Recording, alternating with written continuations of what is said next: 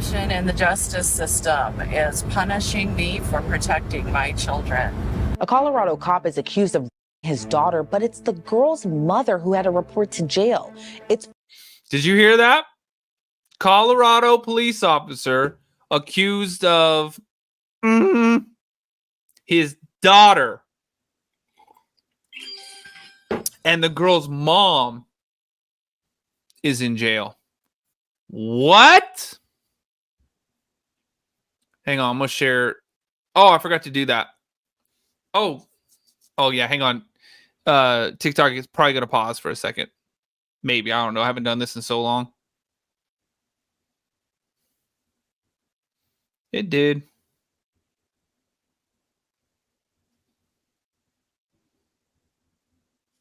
This dude. Yeah. You ready for this story, y'all?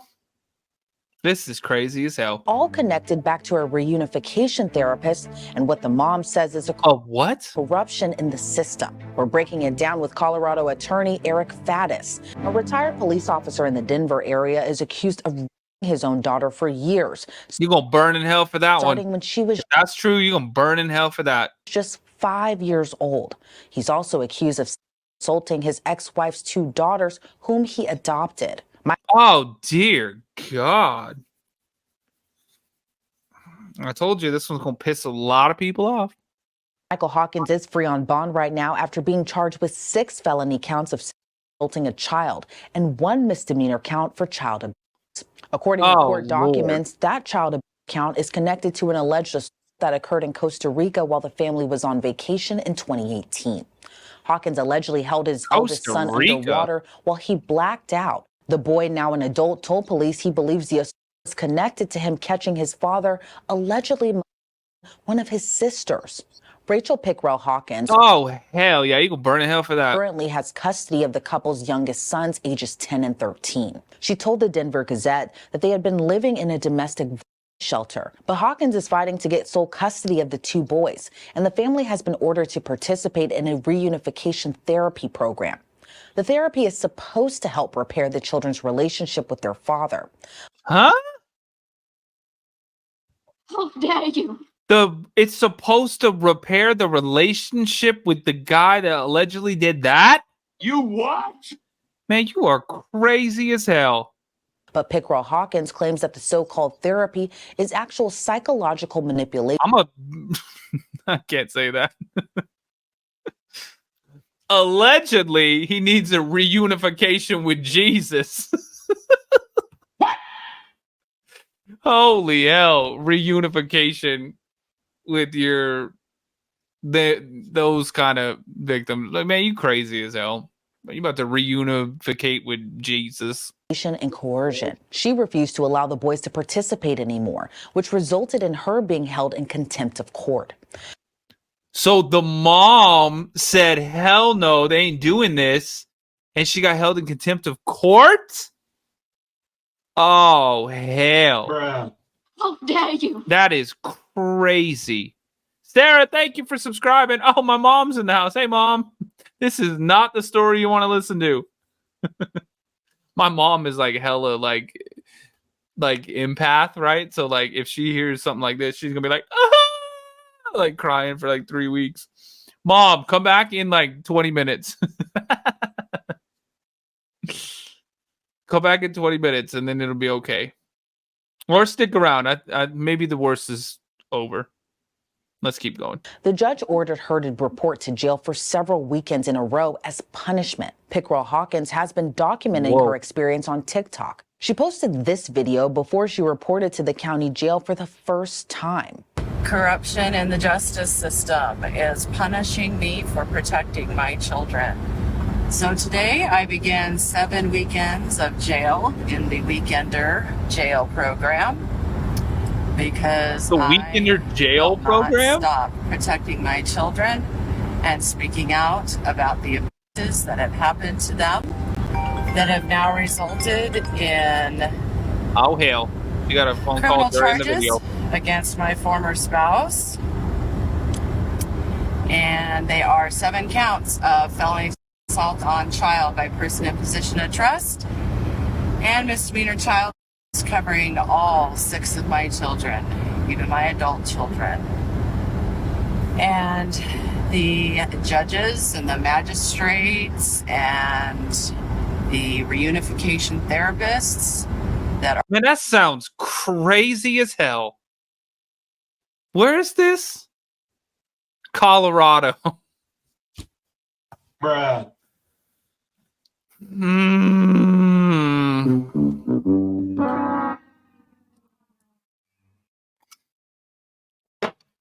Let's reunificate. Is that a word? They're trying to reunite a dude that allegedly his daughter and his 2 adopted daughters. Man, you crazy as hell. Are forcing contact with my children's abusers are responsible for this. And I am one of many moms out there fighting to keep my babies safe. I've gotten a lot of support, and I am so very grateful for that, because this has been a very lonely road. Oh, this poor lady. It's a very hard, difficult road. But it's one that I know that God... Imagine being like, hell no, I don't want my kids anywhere around that dude. And then they say, well, then you're going to jail every weekend for however long. What? Man. God has permitted, because he's building me into his... Thumbs up in the chat if you feel like that judge needs to be held in contempt of court. Warrior, and I wouldn't be going this morning if he hadn't prepared me. So I intend to go in there and serve this unjust time, but I'm going to do it with dignity and integrity. When she was released the following Sunday, Pickerel Hawkins posted another video saying she spoke with other women inside the jail dealing with the same issues with court-ordered reunification therapy. There's more to this, and I'm going to see to it that it comes to an end, and that my children and any other children are saved from this. Pickerel Hawkins has to report to the jail for 6 more weekends. Michael Hawkins has denied the allegations against him and posted a $50,000 surety bond in July. He has to wear a GPS ankle monitor while he's out on bond. The lawyer representing him in both his criminal case and divorce proceedings, Christopher Estelle, said in an August court filing that Pickerel Hawkins is not a credible witness and is highly manipulative, according to the Denver Gazette.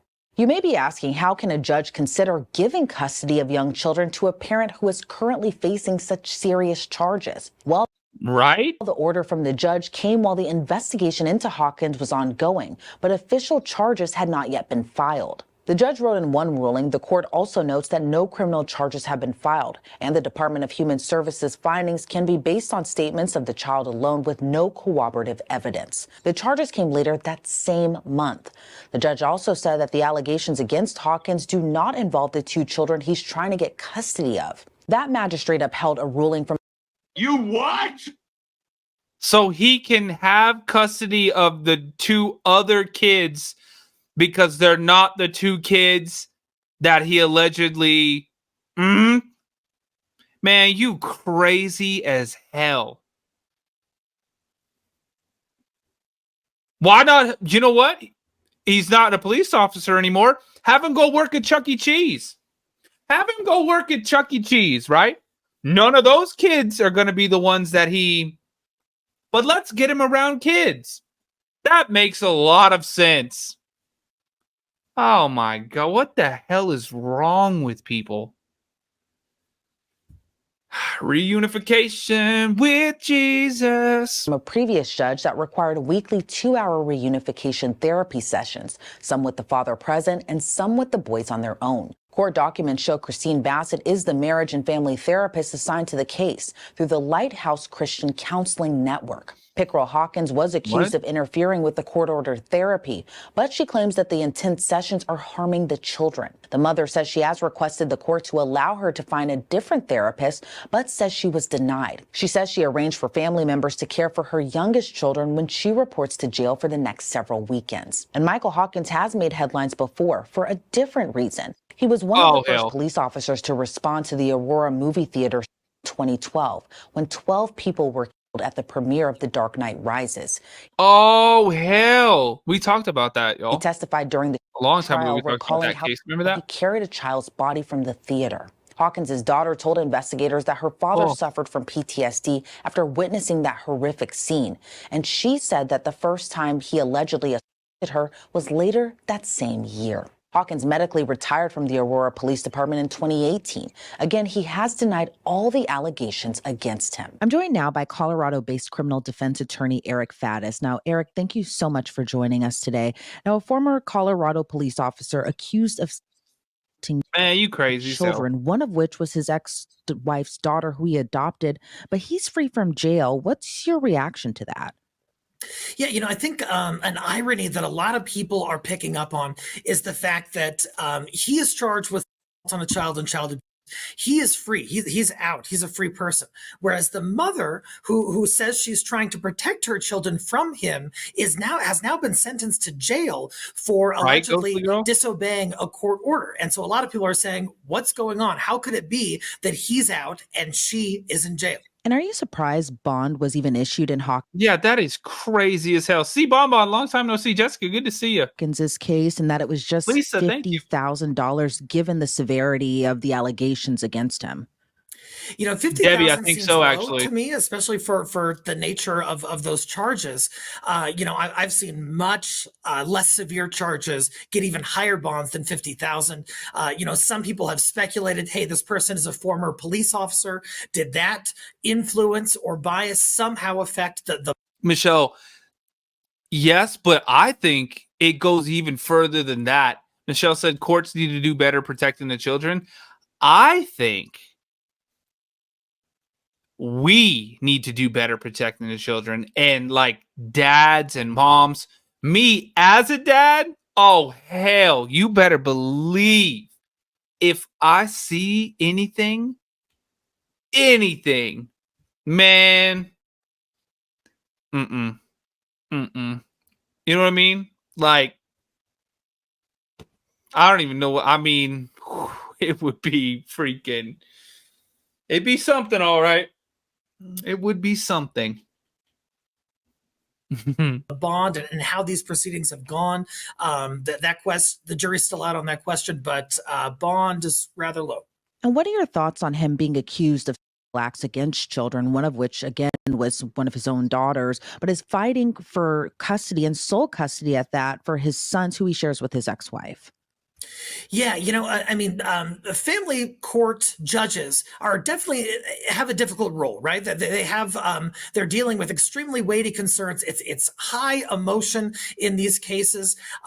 These are very serious allegations, and oftentimes while that investigation is pending, while the case is pending, that person is prohibited from having contact with minors in many of these cases. Here, he's seeking to resume contact with children, and so the mother is understandably upset about that and objecting to what's called this reunification therapy process. And let's get into that. I've never heard of that. Reunification therapy. The reunification therapy program. Why do you This sounds crazy? Think that was suggested given the allegations he still faces? Also, let them reunify. If there's that kind of trauma, let them do that when they're like 30, when that kid is an adult and has had time to hopefully cope with that and work through that, and then let them decide if they want to reunification therapy with their man, you crazy as hell. Given that he's also accused of physically abusing his son that he's trying to reunite with. Yeah, that's a bit of a head scratcher in terms of why the judge thought this was appropriate. My understanding is that the reunification therapy was ordered before the dad was actually charged with some of these offenses. And there may be a hearing coming up to determine the appropriateness of reunification therapy going forward. So they made to do this before some of these charges came out. Okay, so that we're understanding that now. But then why, after the charges come out, didn't that get taken away immediately? And now why is the mom going to jail on the weekends because she didn't take the kids to that after those came out? It's sort of this flowery, nice notion that we'd love for all the children to, reunite with all of their parents and everything will be hunky-dory and that'll be great. But I think the realities of life show us that that's not always the best course of action. And we're really seeing that illustrated here in this case. And court-ordered reunification. What are your thoughts on that entire program? Especially, this case is very... I mean, I could see doing that kind of stuff if it's like something else, right? Like if it was like the one of the parents was like suffering with addiction or something like that, and they go through the process, they're putting in the effort, they're making those changes. I could see how something like that, absolutely. But the dad is alleged to... Oh, man, you crazy as hell for that. Justice says, man, I want your camera settings. That's the secret sauce.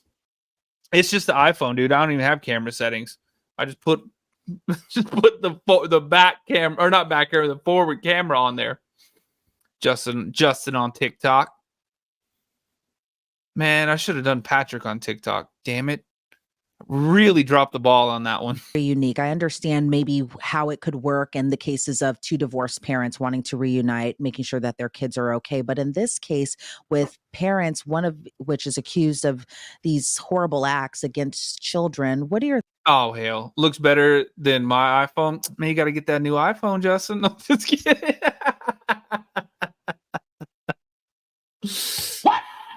What the fuck? It's the lighting too, bro. You got good lighting though. Man, you're just trolling me, aren't you? You might be drinking too. You might have a couple gin and tonics like me. Justin says I'm looking better every time he comes in the... He needs some milk. Yo, for real though, follow Justin. He's rad. You probably already do. What do you have? You got like 1 million something followers, don't you, Justin? 1,000,004. Dear God. Like, I don't know how to respond to that. Don't worry. Don't worry. thoughts on Nobody does. that entire program?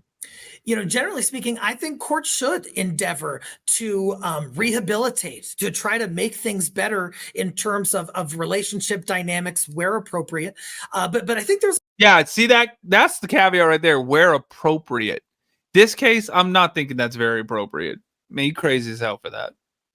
a line there. And I think that, some folks... Justin, are you on YouTube too? Is it Justin on YouTube? Or is it Justin on TikTok on YouTube? Bro, tell me it's Justin on TikTok on YouTube. All one word, all lowercase, all together. That's a damn Wi-Fi password if I've ever heard it. Wi-Fi at the house, on the air, on the house, in the house, on the air. No, I'm Justin on TikTok. It is just Justin on TikTok, y'all. I'm being facetious. Let's keep going. Have said, gosh, is this the government going too far into the personal lives of these folks? Oh, you rebranded it? Get it. Hey, we know what's best for you. We know what's best for your kids. Whereas the mom is saying, whoa, wait a sec. It's not best for my kids to be around this person at this time. He's facing Hell no. charges for assault on a child and child. Yeah, it's not. That dude shouldn't even be. No. I don't trust that dude making hamburger helper, much less being around any kids if that's alleged. More than one alleged victim, too. And it's your own damn family. What? People, I mean, this is crazy as hell. And, we've kind of touched base a little bit at the beginning of this interview, but bringing us to talk about Rachel in this case, I think a lot of our viewers, everyone who reads about this case, it's just so surprising to hear a mom is thrown into jail for doing what she believes is best for her children, protecting her children. What is your reaction and what are your thoughts on how she's dealing with all of this right now? You know, what a terrible position to be in. Not only are you going through a divorce, which is a huge bummer as it is for anybody's life, but on top of that, you're dealing with these child custody issues. Oh no. These severe allegations against the father, and she appears to be just trying to take measures that she can within her own power to protect those kids. Now we need to make sure that there are court orders that are valid and that are enforced. But it appears that she's kind of engaging in a little bit of civil disobedience, in my opinion, here, where she's saying, "Hey, this order is unjust, and following it is going to subject my children to future harm, so I'm not going to do it." And she's been slapped with a jail sentence as a result. That is crazy. And what type of legal actions could she take in this case? Can she take any legal actions in this case? Well, there's something that's called, I forget what it's called, but it's where you did something that was illegal to stop something else that was worse from happening. I forget what that's called.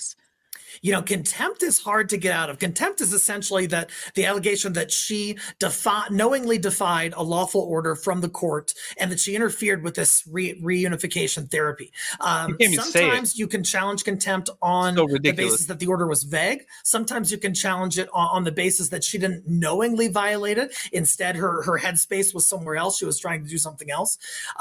There's also a possible choice of evils defense here. Choice of evil. In Colorado, if you are sort of forced to break one law in order to avoid some more serious harm, then you could raise a choice of evils defense. That part.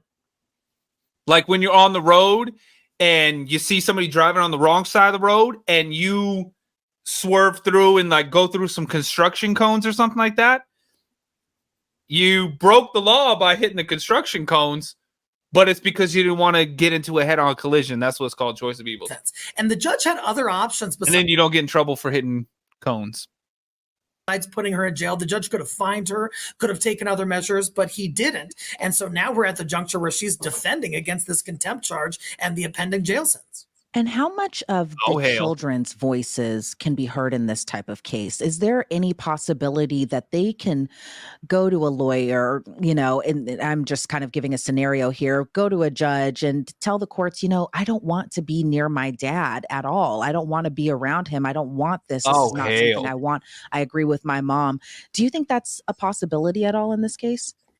As a general rule, in Colorado, once children reach a certain age, and I believe these children have reached that age, they do get a say in terms of parenting time and in terms of custody, in terms of who they want to be with. And so they can relay that to the judge typically, and the judge is supposed to give weight to that. Now, it's not a deciding factor. The judge has to look at other variables as well. But certainly the children can attempt to advocate for that. I'm not sure if a guardian ad litem had been appointed for any of these children, but if so, that person can stand in as the advocate for the child and the child's best interests in conveying to this judge that apparently these children may not be in favor of the reunification with the father, at least at this time. And right? Do you think we'd be having this discussion or even talking about this case if, say, Hawkins was accused of drug dealing or accused of or something along those lines, and he wasn't a police officer or a former police officer that also used to be hailed as a hero? Do you think we'd even be having this conversation given that Hawkins was at one time this decorated hero in Colorado? A lot of people looked up to him. A lot of people aspired. And if you don't know why, y'all, if you missed in the beginning, he was one of the guys that went in during the movie theater incident during the Dark Knight. Back in like 2012, I think it was. He was one of the guys that went in because he was a police officer then. Emerald Cat, thank you. To kind of so many be as brave as him during the shooting that had happened about a decade ago. But do you think that we'd even be having this conversation if he wasn't a police officer and he was accused of something else like or dealing?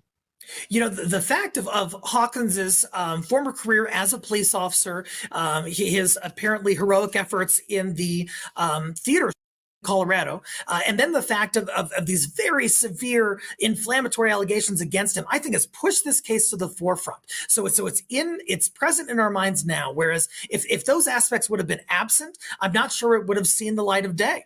But what, Dallas? What? Come here. He doesn't see Dallas. Apparently, he wants to say hi. I think a big part of it is this irony where he's out, even though he's facing extremely serious charges, and she has been sentenced to jail. And everyone is kind of saying, hey, this seems backwards. What's going on? What actions do we need to take to try to rectify this in our community? Now, say you were Rachel's defense attorney. What type of advice would you be sharing with her at this time? Oh, hell. Y'all, this is Dallas. This is my 26-pound gigantic cat. Look how big this thing is. He's a big boy. He's thick. What are you doing? You want to meow in the microphone? Looks like he's about to spit like a mixtape. Oh, he's huge. All right, you want to jump down? Go ahead. Cool. Now I'm covered in hairs. Let's keep going. Unfortunately, in dealing with court orders, it can be a delicate dance, and you don't want to do anything that is against your moral constitution. On the other hand, you don't want to sit in jail for 7 weekends in a row.